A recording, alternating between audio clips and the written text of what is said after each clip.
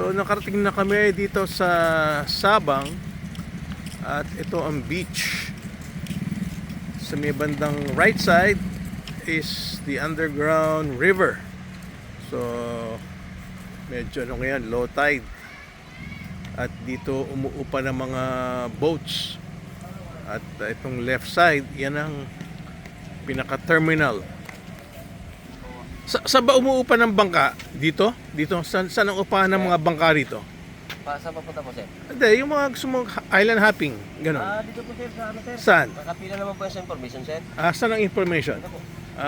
Okay. Sige. Pupunta tayo sa information. So, dito, ang information center, kung gusto mong umupa ng bangka. Okay. So, dito nga. Puerto Princesa Subterranean River National Park. Ito, information center nila. Okay, so ano bang information center to, di ba? Paano ba sistema kung gusto mo mag-underground river? Paano bang sistema? Sir, open po kami 7:30 to 2 o'clock in the afternoon po. So Okay. at 7:30 punta po kayo dito, bring your ID Okay. or any form of identification po. You can take a photo para hindi nyo na po dalhin. Okay. And then, gagawa po sila ng permit over this side po. O magkano yun?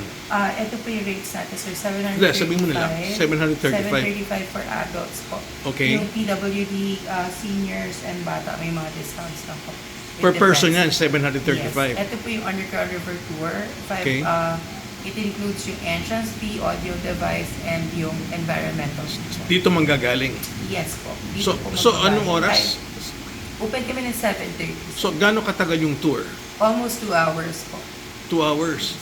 So 20-minute boat ride po, 45-minute underground river tour, then 20-minute pabalik po. so ilang oras lahat yun? Almost 2 hours po, approximately. Almost 2 hours. So lahat na. Sige, Opo. dadaling ko na lang to. Then, ito Ha? po yung sa boat. Ito, nandito na yung Other than presyo. the entrance fee po, meron po tayong Ah. boat na babayaran. Yan po yung rate sa baba. So magkano lahat aabutin per person? Depende sir if ever kung may kung ilan kayo. Dalawa lang kayong mag-asawa eh. Usually po, kung meron po kayong ibang tao doon naka-share, Oo. pwede po yun. So that's 205 per person lang po. Kung anim po kayo. Kasi eto po, diba, yung Oo. rates natin, you Oo. will divide that on how many you are. So kung 5 lang kayo, 1-1 divided by 5. So hindi pala practical kung dalawa lang. Kailangan minimum 6. Opo. Yes po. Hindi naman, ano lang din sir, if wala kayo ibang kasama, syempre, Oo. mas hawak niyo yung oras Ah, niyo so- if you're dragging along. Basta 7:30 nandito na kami. Yes po. O, Or sige. 8. Or 8 po. Okay. Kasi usually pag 7:30, hindi pa rin masyadong tao. O, sige. So if you needed someone to share with, you have mga 8 siguro. May number ba kayo para pwede Wala po tawagan? sir. Wala. Actual walk-in lang po. At saka sir, yung pinibigyan po ng permit for walk-in, is yung nag-stay lang dito overnight. Okay. So if you're not staying here overnight, yung kukuhaan po natin ng permit sa Mendoza Park, sa town proper po. Saan yung town proper? Sa Puerto Princesa mismo po. Yung sa yung Dito kami sa Daluyan eh. Pag sa Daluyan kayo or Oh. any other accommodations, pwede po kayong kumuha ng permit dito. But if you're from town, like Yeah. naka-hotel kayo sa town din po kayo kukuha ng permit. So pwede kayo magtanong sa Daluyan. Sa Daluyan po, ang Daluyan they can package naman. Sige. Okay, thank you ha. Thank you po. Salamat sir.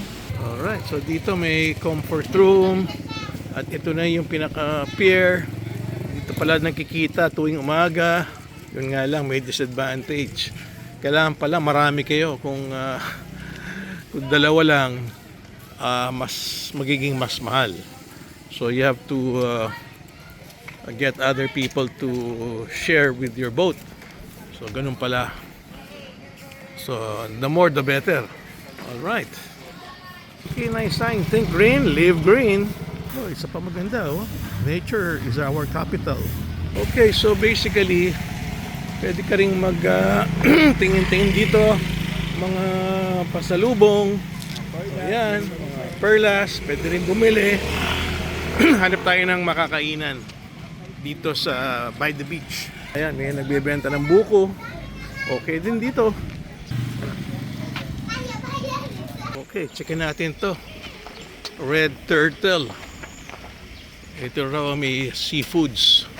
So saan kaya tayo pwedeng magtanong dito para makita natin yung kanilang menu. But at least yan ang ambience. Pag may table ka dyan, kikita mo yung Sabang Beach. Marami pala silang mga restaurants dito. Ito, may duyan pa Pwede makita ng menu? Yes, ito pala. Aba, may ambience by the beach. Cool.